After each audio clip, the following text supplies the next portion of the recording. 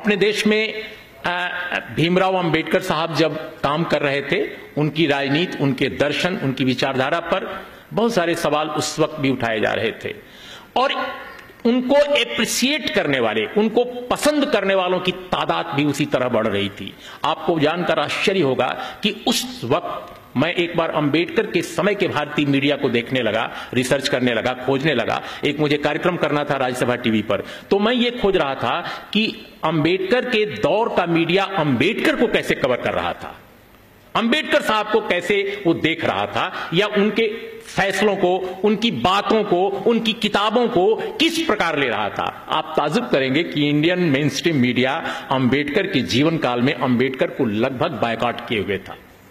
और यही कारण है कि अंबेडकर साहब को मूक नायक से लेकर के, और कई उनको 4-5 पत्रिकाएं उन्होंने समय समय पर निकाली, और भले ही उनका सर्कुलेशन कम रहा हो या आर्थिक स्थिति भी कमजोर रही हो, लेकिन उनको लंबे समय तक बीच बीच में कई पत्रिकाओं का संपादन करना पड़ा, संचालन करना पड़ा, और उसके लिए आर्थिक प्रबंधन करना पड़ा। तो ये हाल तो हमारे देश के फ्रीडम स्ट्रगल के दौरान भी था।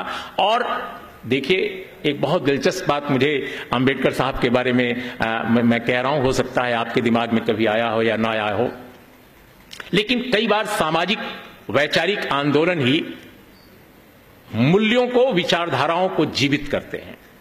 इसका एक उदाहरण है, सबसे बड़ा उदाहरण इसके मुझे भारत की राजनीति में, भारत के समाज में, भारत के बौद्धिक जीवन में अंबेडकर नजर आते हैं। जब मैं पढ़ता था यूनिवर्सिटी में, मैं इलाहाबाद यूनिवर्सिटी में पढ़ता था, उन दिनों की बात है 74 के बाद, तो हम लोग 76 में गए थे, 76, 77, 78 के दौर में। तो इलाहाबाद के जो लोग होंगे जानते होंगे कि इलाहाबाद यूनिवर्सिटी में एक रोड है जिसका नाम है यूनिवर्सिटी रोड, विश्वविद्यालय मार्ग। विश्वविद्यालय मार्ग पर जब हम लोग जाते थे तो उन दिनों दुनिया के तमाम विद्वानों, तमाम स्कॉलर्स की किताबें यूनिवर्सिटी रोड पर दिखती थी। मार्क्स से लेकर के मनुस्मृति तक, लेनिन से लेकर के गोरकी तक, एरिस्टोटल से लेकर के वाल्जाक तक, टॉल्स्टॉय से लेकर के चेखव तक। लेकिन अंबेडकर की किताबें उस दौर में नहीं मिला करती थी, कम से कम हिंदी क्षेत्र में। मैं अपने क्षेत्र के बारे में कहता हूं, एनिहिलेशन ऑफ कास्ट नाम की जो किताब, जो आज पूरे देश में इतनी पॉपुलर है, इतनी लोकप्रिय है, वह भी मैंने अपने यूनिवर्सिटी के जीवन में इलाहाबाद के किसी दुकान पर मैंने नहीं देखी, क्योंकि अगर देखी होती तो हमने जरूर खरीदी होती। अंबेडकर की किताबें बिल्कुल यूनिवर्सिटी रोड पर किताब की दुकानों पर कहीं दिखती नहीं थी। तो मैं अब फील करता हूं कई बार कि अंबेडकर साहब जब उनका निधन हुआ और जब वो जीवित थे तब भी उनको मारने की कोशिश की गई, और जब वो उनका निधन हो गया तो उनको लगता था कि भारत के इतिहास के नींव में दफना दिया गया, कि अंबेडकर का नाम, अंबेडकर के विचार कभी दिखाई ना पड़े, कभी जीवित ना हो। लेकिन कैसे जीवित हो गए अंबेडकर, और दूसरों से ज्यादा ताकत के साथ जीवित हो गए।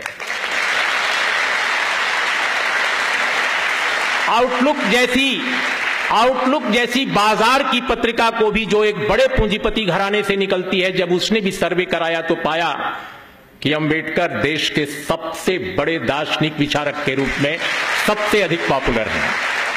वो कैसे हो गए, वो किस तरह हुए?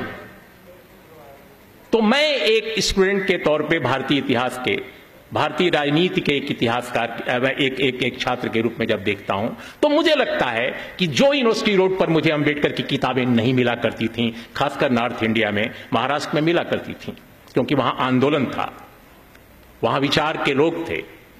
लेकिन कांशीराम नाम का आदमी अगर इस धरती पर नहीं आया होता,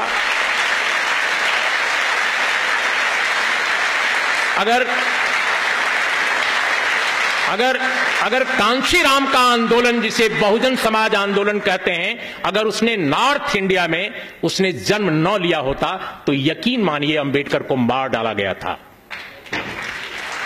अंबेडकर के विचारों को खत्म करने की पूरी साजिश की गई थी। ये कांशीराम का आंदोलन था नॉर्थ इंडिया में। मैं कम से कम नॉर्थ इंडियन हूं, मैं जानता हूं कि अगर कांशीराम का आंदोलन नहीं आता तो अंबेडकर नहीं आते। अंबेडकर को जीवित कर दिया कांशीराम के आंदोलन ने, इसमें मुझे कम से कम, कोई कुछ भी कहे, मैं इसको मानता हूं।